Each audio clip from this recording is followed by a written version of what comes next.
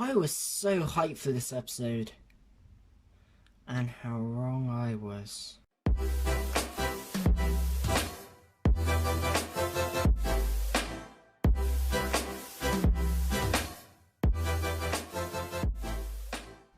Yes, hello everyone and welcome back to another Series 12 review of Doctor Who. This week we're taking a look at the 7th episode of Series 12, titled Can You Hear Me?, written by Charlene James and, surprise surprise, Chris Chibnall.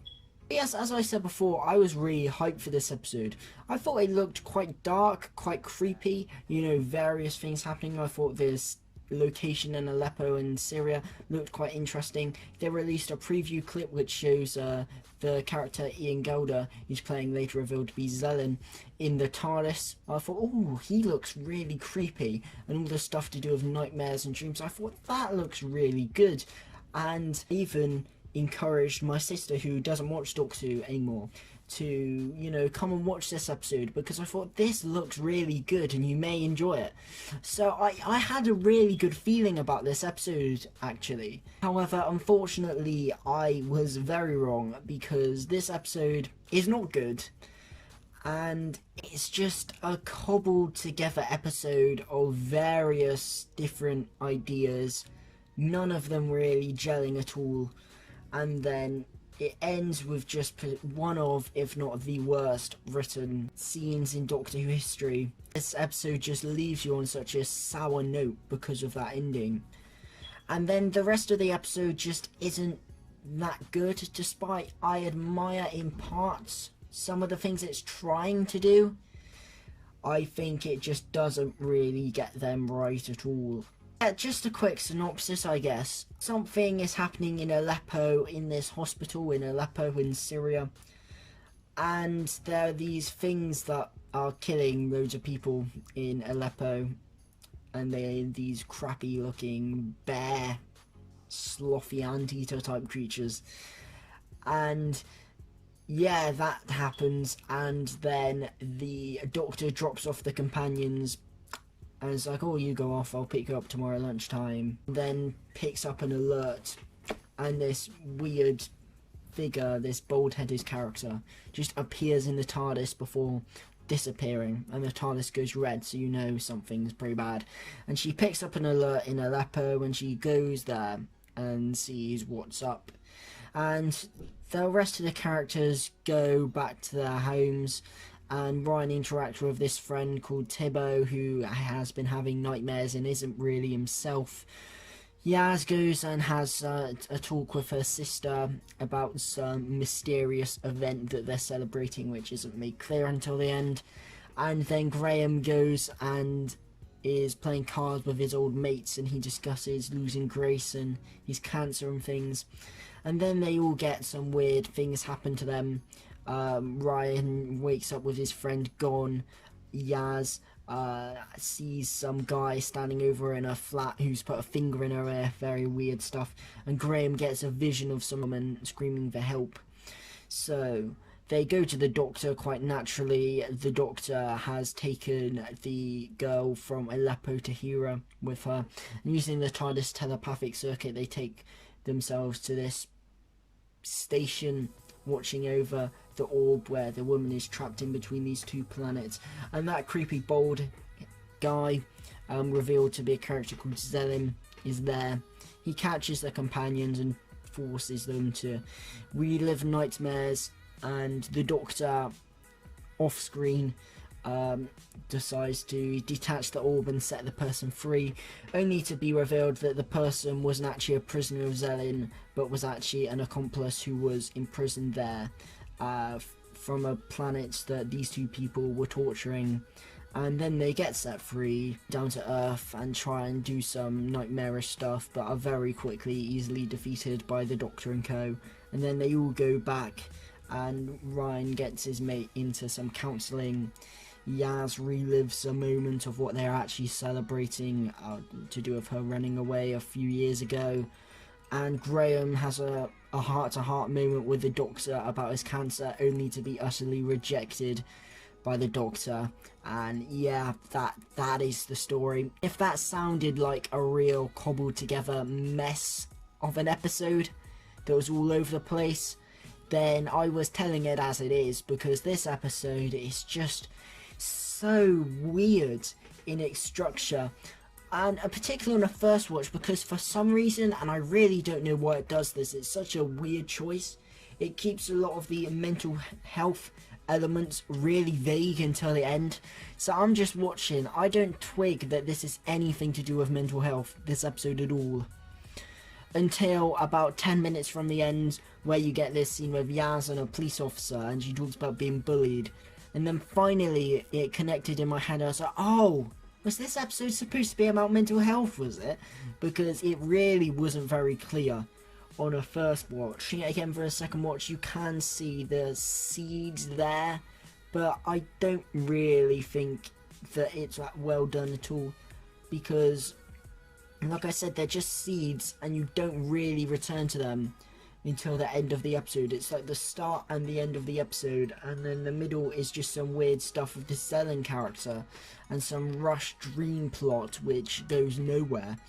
And I think the main problem with a lot of the mental health stuff, bar Graham's, which is the only one that I really think, I say entirely works, but it doesn't, because that scene at the end does it, but for the most part works because we were aware of his cancer, we've seen Grace, so therefore his fears and his emotion and his worries, they all feel genuine, and we feel sorry for Graham, and we can connect to him because we're aware of his cancer, and we are aware of his loss of Grace, and we are aware of Grace before. So when he's talking to his mates, when he's dealing the cards, and when he has his nightmarish dream thing, I think it's the only one that I think you properly buy, because we're aware of it, we've seen this before, and therefore these emotions feel genuine. Ryan's kind of works, mainly because it's not really Ryan, it's more his friend Tibbo. Now, I think this doesn't really work in a sense because we don't know Tibbo. I believe he appears briefly at the start of Spyfall Part 1, and he has like one line. But I think the problem is we're supposed to feel invested in the friendship between these characters. But because we've literally never really seen Tibbo before, the friendship doesn't quite feel genuine. And you don't buy the friendship between them, that they're such great pals. And you don't know what Tibbo was like before, so it doesn't really feel like such a great tragedy now he's down in the dumps, essentially. However, I do quite like the scene at the end where he's counselling and he actually explains his problems. I thought that was a very well done scene that really shows an understanding of mental health. Such a shame that that understanding is kind of ruined kind of quickly after that with the final scene. Yeah, I quite like that scene, but I don't think the emotion with Tibbo 100% works, like I said, because we haven't seen him before. We have no connection to this character yet. We're expected to care about him. And I thought the Ryan's dream about Tibbo and how it's like, oh, I waited for you when you didn't come back, that's been done a lot in Doctor Who, especially in the Moffat era. And then you see the dregs from Orphan 55, and while they were nicely shot, it all felt a bit random. And as I said, because we haven't really been introduced to the friendship between Tibbo and Ryan before, and we haven't seen that develop, I think the whole idea that he's so worried that he won't ever see his friend again, I just didn't buy that, unfortunately. So that side of things I just didn't really buy. The only part that really worked about Ryan and Tibbo was that scene at the end with Tibbo going into the counselling. I thought that was a nicely written scene. Yaz's one easily works the least, and I think it's because they keep it so vague, so randomly. This is such a strange choice. I have no idea why they do this, because the thing is, and it's similar to Tibbo in a sense, that we've never been aware of Yaz having any mental health problems at all. Therefore, how the hell are we supposed to know what they're talking about? Because it's not like it's been kind of alluded to before. Like, it's been alluded to that Yaz was bullied, and then in this episode we finally see it and see Yaz overcome that. It's not that at all, because it's never been brought up before. So therefore you've got this emotional story beat, which you just don't feel what you're supposed to feel for it, because you just don't know about it. Like, if this had been established in other stories, this would have felt like a great payoff, the same with Ryan and Tibbo. However, because we just don't see it, the payoff is there, but what you're supposed to be building towards a payoff just isn't there. So it's like, what's going on? Like I said, the decision to keep Yaz's problem vague just does not work at all, I don't think, because it's only at the end it doesn't really work. And I think because the main story's done at that point, it feels so tacked on at the end. Like, here's the big mental health stuff, just shove it all at the end rather than actually trying to integrate it into this story. It feels so cheap. And as I said, the decision to make it so mysterious I don't think works, and it's so confusing. Maybe some people do this. However, to me, it feels such a strange idea to have them celebrating the anniversary of Yaz running away. That just seems like quite a strange decision. Like I said, maybe some people do this. I'm not so dismissive to this idea, but I've never heard of the idea before, so it was very confusing that we are supposed to be trying to connect the dots. It's like having a connect the dots, and they're like, here, connect the dots. But there are no dots. That is that. I thought it was all pretty poorly handled, the mental health stuff. Like I said, Graham's easily works the best because that's actually been built up over episodes, over series. So you really feel that emotion. However, with Tibbo, we've never seen this character before. And with Yaz, we've never heard about these struggles before. So it's really hard to buy into this when it hasn't been properly established. It feels very lazy, because they could have so easily established this in other stories, but they just haven't, and therefore it feels so cheap. I would have said these are noble failures. Like, one, they were definitely failures, and I don't think it worked at all. I would say I at least have some admiration for what they were trying to do. However, that end scene, I think, just blows that out of the water, and I no longer admire what they're doing because of how poor that scene was at the end, but I will get onto that later. And I think if you want to tackle an episode about mental health, you can either do it subtly, or you have to make the episode about it. You can't have an episode not be about it, but then the parts that are about mental health are just so in your face, but they're tacked on. So these parts at the end could be from any episode because it doesn't really resonate with the story here. And I just don't think it was integrated well enough. It's as simple as that. The mental health stuff, it felt tacked on. You look at an episode like Vincent and the Doctor, where the mental health in that is subtle, but it's done so well. And the invisible monster being almost a metaphor for his depression, and you see the effects of mental health on Vincent. Oh, that doesn't make him any less of a person. Brilliant story for that. I think if they were to tackle it more straight on in an episode like this, then do it. Don't half-arse it. Which this episode does it. Half-arses tackling mental health. And that's quite disappointing from someone who has struggled with mental health in the past. It's quite disappointing to see. I don't object to an episode about mental health because, as I said, Vincent and the Doctor tackles it brilliantly, and I don't object to having an episode that tackles mental health much more straight on than Vincent and the Doctor, but actually make the story about it. Like, come on. Don't just tack it on at the end. Like, is this really what you're doing? Then we've got the actual story, which I feel like I haven't actually really covered, with Zelin and the dreams. And this is really what was advertised as the story, and this is what I was quite excited about. And Ian Gelder as Zelin, he carries this story, man. Just watching it again, he's so good in this story as this weird immortal. I think it was a mistake in the lead up trying to advertise him as some big character who may be returning, because everyone thought, like, he has remnants, ideas that are associated with the Dream Lord, but his attire made him feel like so much like the Black Guardian. Like, he looks uncanny to the Black Guardian, And they put him at the end of this trailer advertising the second half of the series, so everyone thought it's the Black Guardian. And it just isn't. But what's even more of a crime is A, they reference the Eternals, the Black Guardian, the Celestial Toymaker. But also, she's like, who are you? He's like, Zelen. She's like, no, you can't be. And it's like, what? I did not buy this at all, because the thing is, it's made out that Zelen is some character who we're aware of and is supposed to be some big player, but we've never heard of this character.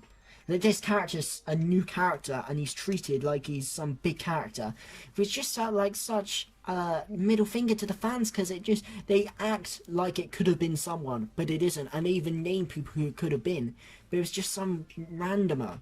Ian Gelder, I thought, gave a terrific performance. Like I said, he carries this episode. The voice is brilliant. His presence, he has a very creepy presence. The look is great. The stuff with the fingers is actually kind of creepy. I quite like that. There's so much potential for this character, but ultimately he's just wasted in this unfocused, rushed story. But with the dreams, like I said, it's interesting. Him stealing nightmares and tricking the Doctor into letting this other Eternal go. And he feeds on nightmares. That's a good idea, but it just could have had a story for itself. Like, this just could have been a story. It just doesn't need to be in here. And it's so rushed in here. So you've got stuff happening either side, and the story that really should have been the whole 50 minutes is just 30 minutes of a 50-minute story. And you can tell that this was so rushed. It's so unclear when the Doctor breaks the other prisoner out of the orb. And it happens off screen, a main plot point that is supposed to be some sort of reveal that the Doctor's been tricked into doing this. It happens off screen. Yeah, I know, this is how just rushed this episode is, that it doesn't have time to show you a key plot point. Yeah, I know. Like, what? And then they just go off and they get to Earth and they're defeated so easily. Now, it's embarrassing. And the thing is this is so potential. Like I said, Ian Gelder carries this episode. His back must hurt for how much he carries this with his brilliant performance. But his character goes nowhere and is defeated so easily and has nothing to do in the story. It annoys me because it's just wasted potential. Stuff on Aleppo is pointless. It really doesn't need to be there. Zelen says that it was to lure the Doctor, but having the dreams with the companions would have been enough to lure the Doctor there anyway. So why did you need that stuff in Aleppo? It's pointless. It's really pointless. It had no reason to be there, only to make you think it's going to be a better episode than it is by the pre-title sequence, which I actually thought was quite good, but it has nothing to do with the episode really. It gets you excited for an episode that isn't coming, and the Aleppo stuff is pointless. Like I said, there's no reason for it to be there, and the creatures look crap. These sloth anteater creatures look crap. Unfortunately, think it's pointless because the idea that Zelen can create monsters from dreams is such a good idea, but it's literally never really touched upon, so it could have just been cut out, and I don't think you will miss much, because it's just an idea thrown in there that just shouldn't be in there because it's not given enough time. And like I said, these monsters really have nothing to do in the episode. The character of Tahira does not need to be there. And the Aleppo stuff is just pointless. It's just more time wasted in this rush story. The Aleppo stuff is pointless. The main plot with Zelen in the dreams is rushed to high hell and really goes nowhere. And the mental health stuff is really poorly handled. So yeah, not a great episode by that description. Let's talk about some characters then. Let's talk about Tahira, played by Aruhan Galieva. I think I'm pronouncing that right. The girl who is from Aleppo in Syria. I think it's an okay performance, but Aruhan really has nothing to do in this story, unfortunately. Along with the Aleppo plotline, as I said, really has nothing. No points in this story. I know if there's a character, unfortunately. And the weird slothy guys, bear creatures, really have nothing to do in this story either. So yeah, it's an okay performance, but she really gets nothing to do, and the character really doesn't need to be here, like the whole Aleppo plotline. We have Thibaut by Boom Tingang. I hope I'm pronouncing that right. a lot of harder to pronounce names this week. But yeah, Tibbo, I thought he was a pretty good performer actually. I actually thought Broome is actually a better actor than Tosin Cole, who plays Ryan. Yeah, or Tibbo, he's decent. He does enough to sell the relationship with Ryan, which I don't think is really sold, but he does try. And I think he acts good, like in the poignant scene at the end where he's talking to the counselling group. And he's talking to the people, opening up about his mental health struggles. I thought he was quite good in that scene. So Tibbo, I don't think it really works, his character, in terms of the emotion. But I think the actor, Boeum Tingang, he does try. And I think it is a good performance. I hope Ashiti, then, as Rakaya, who I presume the other prisoner was. The other immortal, along with Zelen. That's fine. But like a lot of characters in this story, really has nothing to do. She gets so little to do when you think about it. She gets released, just goes down to Earth, and then just gets defeated. It's really hard to talk about this performance. It was fine, yeah, it was fine, it's okay, but nothing to do here, unfortunately. Then we have Ian Gelder as Zelen, and as I've said before, he carries this story. His back must hurt from carrying this story so much, because he was superb. The best performance in this by mine. He was really good actually, Ian Gelder, and it annoys me so much because he could have been such a good villain. Imagine if he was the Black Guardian. Oh, or just imagine if he actually had an episode himself. Or if he became almost a new character but a good returning one. He was so good, but he's so utterly wasted. Scenes that he does have, Ian Gelder, he makes the most of them. He gives such a good performance, and this episode doesn't deserve his performance because it's that good. I feel sorry for Ian Gelder because he tries, but this episode just isn't good enough for him to really flex his acting chops, but he does try. On to the TARDIS team then. Yay, the TARDIS team. We have Graham, Ryan and Yaz as per usual.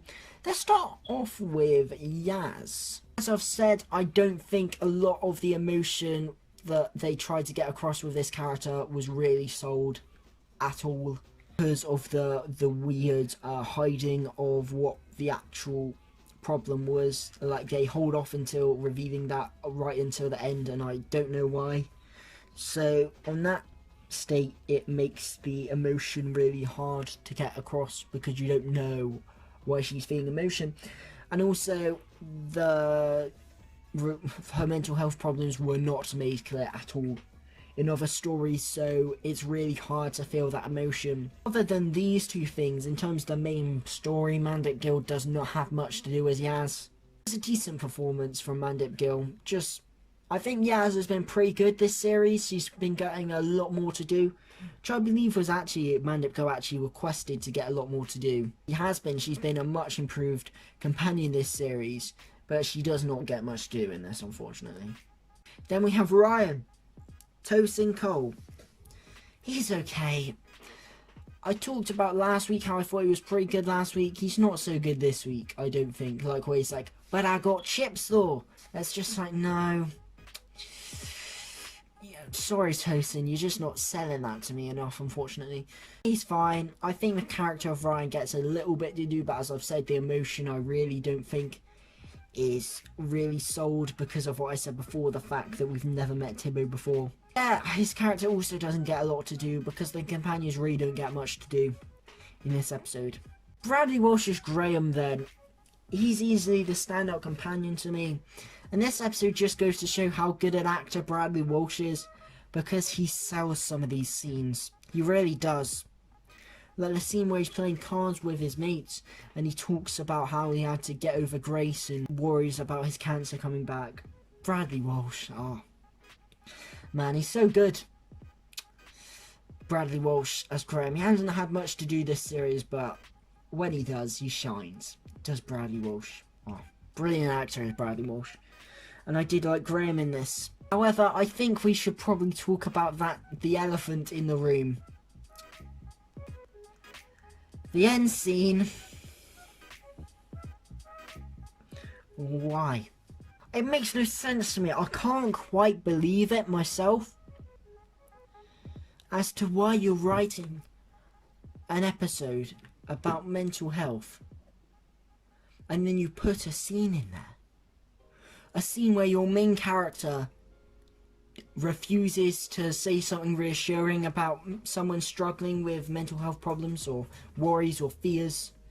This whole episode I thought the poignancy about the scene with Yaz and the scene with Tippo was supposed to be that it's okay to talk about mental health, that you should open up, and that you may be worried about what people might say, but ultimately you shouldn't be, because people will always be there, people will always listen, people will always be reassuring.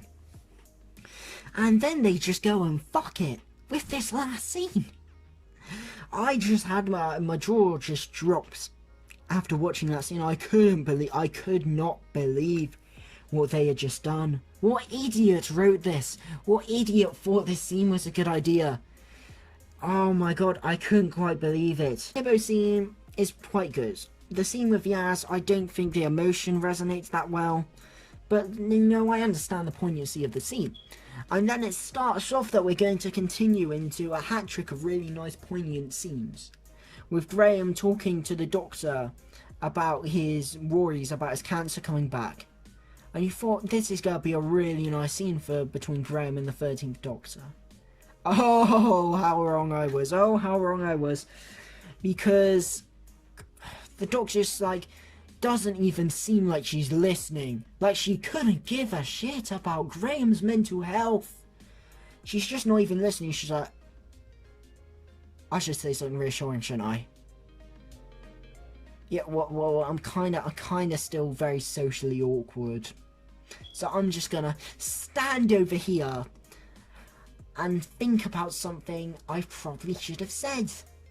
What the fuck, man? What? What was this? Oh my god.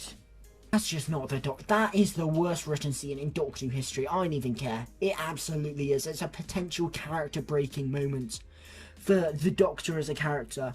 Because the Doctor is supposed to be your comforting character. For the audience, you're supposed to be a character you rely on. Especially if you're a younger viewer, that's a character you invest in, you warm to. The Doctor of all characters should be someone who understands mental health and should be someone that you should be able to turn to. Not someone who just doesn't give two fucks about Graham's problems and just ignores them and goes on to something else. I cannot believe someone was paid to write this. And like I said, it just doesn't make any sense. There's scenes that are supposed to say it's okay to open up and talk about mental health because people will listen. And then you end the episode with your main character just not wanting to listen. I just couldn't believe it. It's not the Doctor. It's poor writing. Poor writing. And it ends this episode on such a sour note for me. The BBC said that they would release a statement because understandably this episode got a fair bit of backlash. And released a statement explaining that it was supposed to be showing how some people find it difficult to talk about mental health. But this just isn't the time or the place for it. It shouldn't be the Doctor who does this. It should be Ryan, maybe. And then maybe he's not quite sure how to react and then the Doctor suggests getting him counselling. That would be a far better way to do it. Not just that, because I have no problems with the Doctor, or not necessarily the Doctor, but a character not necessarily knowing how to react. And a scene being like this being potentially awkward. But the character still could have been reassuring, even if it was almost awkwardly reassuring. It wasn't quite the right words, but it was still somewhat reassuring. Those are how those encounters go in real life. Like, you can say something reassuring, even if it's not the best words. Even if it's not as reassuring as it should have been, or how you would have liked to have put it. You can still reassure a friend in some ways. And I know that from someone who is very socially awkward myself. Anyone who knows me could say that I'm incredibly socially awkward. I know that even if you don't have the words, you never say, I'm very socially awkward and that's why I cannot talk to you. You just either say some words that aren't quite the right words, or you don't say anything. You don't say, yeah, you don't literally flat out explain right, the reason why you don't have the words, that I'm very socially awkward and I don't have the words. You don't, that's not something that happens. That is poor writing of someone with socially awkwardness and someone who struggles to find the words to reassure a friend. Poor writing of the Doctor as a character. A poor end to this episode. Oh, what were they thinking? I cannot quite believe it. Oh my god. Oh my god. And it's not just that. The fact that the Doctor doesn't even seem like she's listening. What were they doing? I can't believe that someone got paid to write that. Someone got paid to write that. Oh dear. Yeah, Jodie Whittaker then, I realise I haven't actually spoken about her, the Doctor. She's been very good in this series, very much improved in this series. This was easily her weakest performance of the series. It was very much the Series 11 Doctor creeping in. The whole talking to herself, random jokes she was making, the weird socially awkwardness that doesn't work at all because it's not socially awkwardness at all. The random jokes that don't go anywhere, the over-explanation, the constant exposition, the overuse of the Sonic literally flying at one point, I couldn't quite believe. The writing's very poor for Jodie in this episode. And while I don't think she gave a bad performance because the writing was very poor, it wasn't an episode-saving performance. Jodie's weakest ever performance, bar resolution, because that performance was pretty poor. This is easily her second weakest performance. It was just kind of a run-of-the-mill, performance. I even felt like she wasn't really even feeling the script for this one. Which is a shame because she's given great performances in Spyfall Part 2 in the Tesla episode. But this just wasn't one of them, unfortunately. As I said, most of it's down to what's on the page, which is quite appalling, really. But Jodie isn't giving the kind of performance that Ian Gelder is, for example, where he's really trying to elevate the material. Jodie, unfortunately, isn't really doing that. So a couple of trivial things before we finish up. The direction by Emma Sullivan, I thought it looks quite good in terms of the different shots. I thought it was shot quite well. But in terms of following the plot, I don't think it was that well done. So a double-edged sword for Emma Sullivan because I thought the plot was really hard to follow. Like I said, there's some scenes that just happen off screen, so that wasn't very good. So I think visually, the direction was quite good, but in terms of trying to follow in the plot, the direction wasn't that good in that respect from Emma Sullivan. And I thought in terms of the look of the episode, I thought bizarrely, the sets weren't that good for this episode. The main set, which is the ship, the almost platform station that Zellin is on, looks like a Laser Quest set. Like, it's really bizarre because Series 12 and Series 11 have looked so good, whereas this set is one of the worst sets I think we've seen in modern Doctor Who. It almost reminded me of a bit of the classic series, but even then the classic series sets were usually better than this. Whereas this, the floor was all shiny, the luminous lights, it just looked like a reused Laser Quest set, so in that respect it wasn't very good. And as I said, the CGI for the weird, bare, slothy, anteater type creatures wasn't that great, really. Music from Second Akinola, not really that standout to be honest.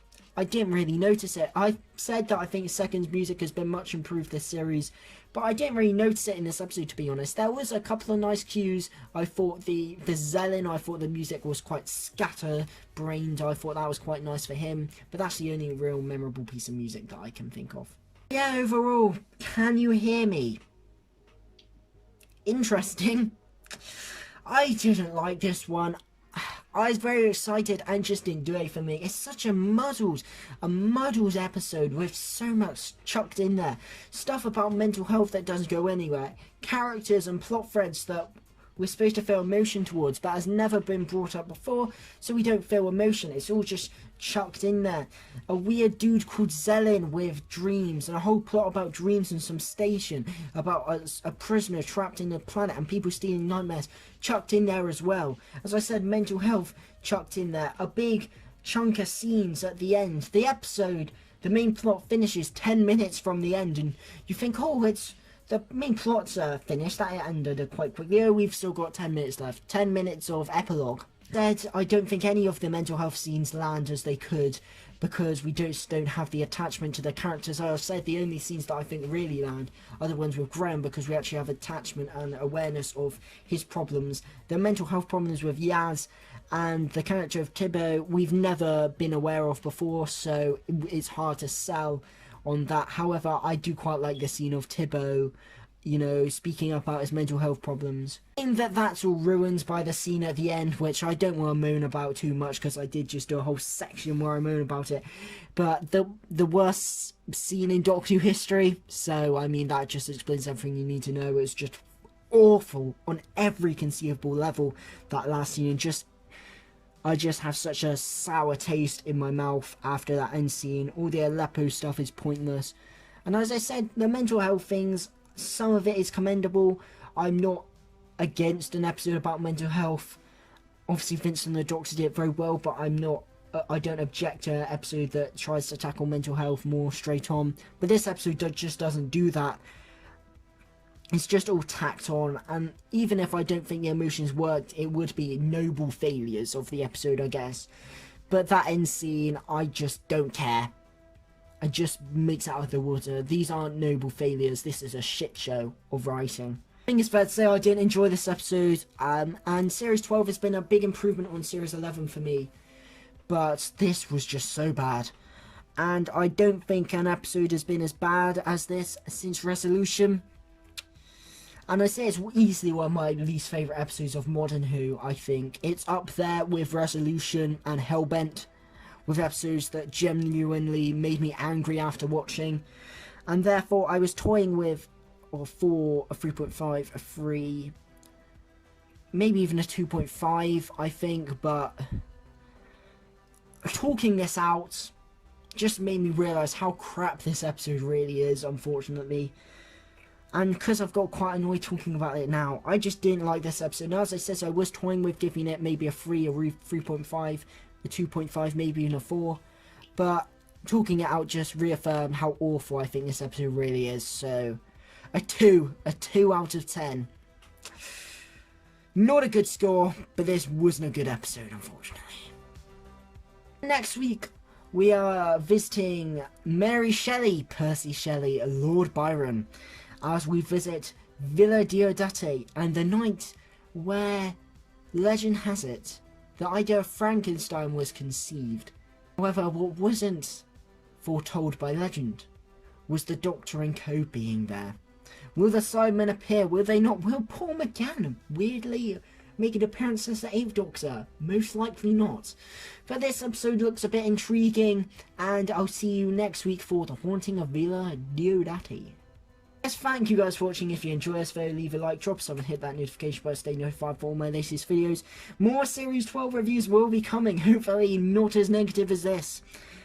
So yeah, keep tuned for those. But yes, thank you guys for watching, and of course, a goodbye.